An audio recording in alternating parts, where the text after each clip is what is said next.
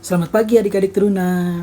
Sebelum kita beraktivitas, Kak Sony ingin mengajak adik-adik untuk renungan Badabes yang terambil dari Yohanes 19 ayat 16b sampai 27. Kalau sudah dapat semua, biarlah Alkitab adik-adik terbuka dan kita doa mohon bimbingan Roh Kudus terlebih dahulu. Kita satu dalam doa. Tuhan Yesus yang baik, terima kasih Tuhan pada pagi hari yang indah ini Tuhan Yesus, Engkau telah membangunkan kami dari tidur. Tuhan, sebelum kami beraktivitas, kami ingin membaca dan merenungkan firman-Mu Tuhan. Tuhan, bersabdalah karena kami anak-anak-Mu telah siap untuk membaca dan merenungkannya Tuhan Yesus. Terima kasih Tuhan, amin.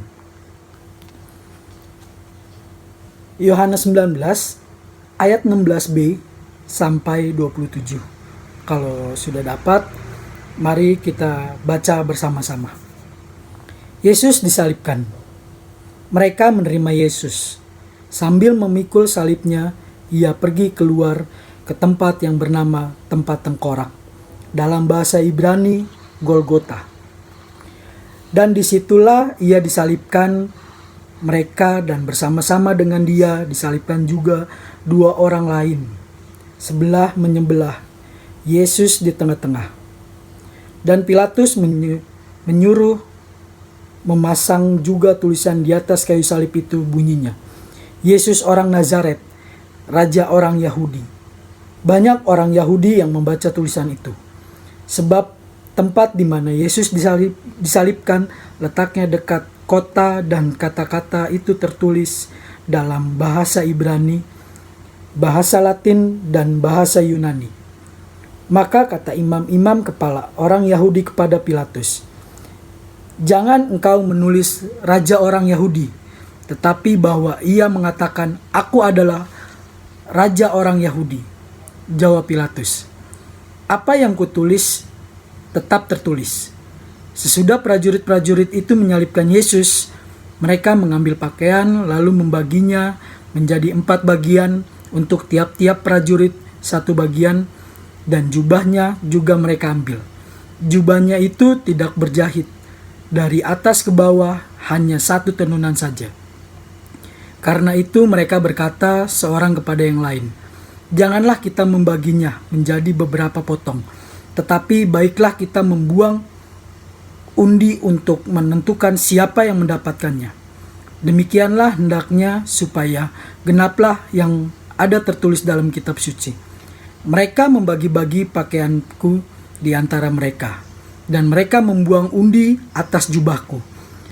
Hal itu telah dilakukan prajurit-prajurit itu. Dan dekat salib Yesus berdiri ibunya dan saudara ibunya, Maria istri Klopas dan Maria Magdalena. Ketika Yesus melihat ibunya dan murid yang dikasihinya di sampingnya, berkatalah ia kepada ibunya, "Ibu, inilah anakmu." Kemudian katanya kepada muridnya, "Inilah ibumu." Dan sejak itu murid itu menerima dia di dalam rumahnya. Adik-adik, hari ini tepat kita merayakan Jumat Agung, ibadah di mana kematian Tuhan Yesus. Kita membaca, pas banget pada pagi hari ini kita membaca tentang Yesus disalibkan. Temanya yaitu dia mati menggantikanku. Tuhan Yesus mati menggantikan kita. Ketika seorang mengalami penderitaan fisik, tentu ia akan mengalami kesakitan. Namun adik-adik, bagaimana jika penderitaan fisik yang dialami ditambah lagi dengan penderitaan psikis? Misalkan ada teman adik-adik yang jatuh dari sepeda dan ditertawakan oleh yang lain. Itu pasti udah sakit, malah diledekin, malah diketawain, pasti tambah sakit. Begitu juga Tuhan Yesus. Udah dicambuk, udah diludahi, udah diolok-olok. Ditambah lagi Tuhan Yesus dibuat tulisan, yaitu Yesus orang Nazaret, Raja orang Yahudi, sebagai bentuk pengejekan dan menaruh di atas salibnya. Udah sakit, Tuhan Yesus diolok-olok, diludahin. Gimana penderitaannya Tuhan Yesus? Pasti tambah sakit. Sobat Teruna, kematian Yesus di kayu salib sebagai tanda kasih sayang kepada kita sebagai anaknya. Tuhan Yesus rela berkorban mati di kayu salib untuk menyelamatkan kita sebagai karya keselamatan terbesar yang dirancang dalam kebersamaan dengan Sang Bapa. Tuhan Yesus ingin menebus dosa kita, dan tugas kita sebagai anaknya apa sih?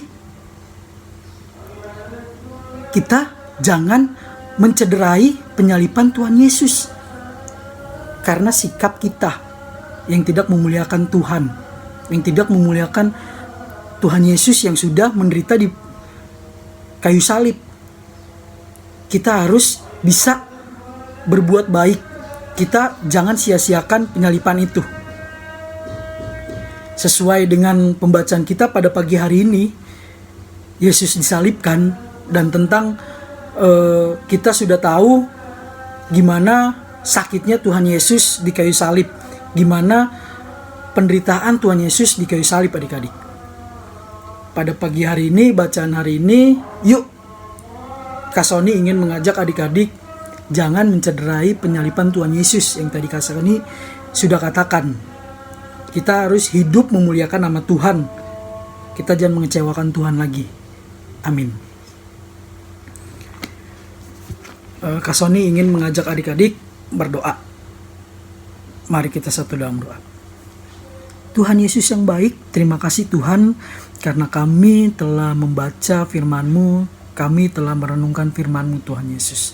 Bapa dalam sorga, terima kasih atas karya keselamatan yang telah Engkau berikan kepada kami Tuhan untuk menebus dosa kami Tuhan Yesus. Tuhan, ampuni akan kesalahan dosa kami, ampuni akan kesalahan dosa orang tua kami Tuhan, ampuni akan kesalahan dosa teman-teman kami Tuhan Yesus. Tuhan, jangan biarkan kami menjadi manusia yang bercela di mata-Mu Tuhan Yesus. Jangan jadikan kami sebagai anak-anak yang nakal Tuhan, tapi jadikan kami sebagai cerminan, sebagai contoh bagi orang tua kami, sebagai teman-teman kami, sebagai teman kami di sekolah atau teman kami di lingkungan Tuhan Yesus. Bapa dalam sorga, selalu berkati kami. Terima kasih sekali lagi Tuhan atas penyertaan-Mu sampai pada pagi hari ini Tuhan Yesus. Kami akan melanjutkan aktivitas kami. Berkati kami, biarlah hari ini menjadi hari yang lebih baik dari hari yang kemarin Tuhan Yesus. Terima kasih Tuhan, terpujilah nama Engkau kekal selama-lamanya. Amin. Selamat pagi adik-adik, Tuhan Yesus memberkati.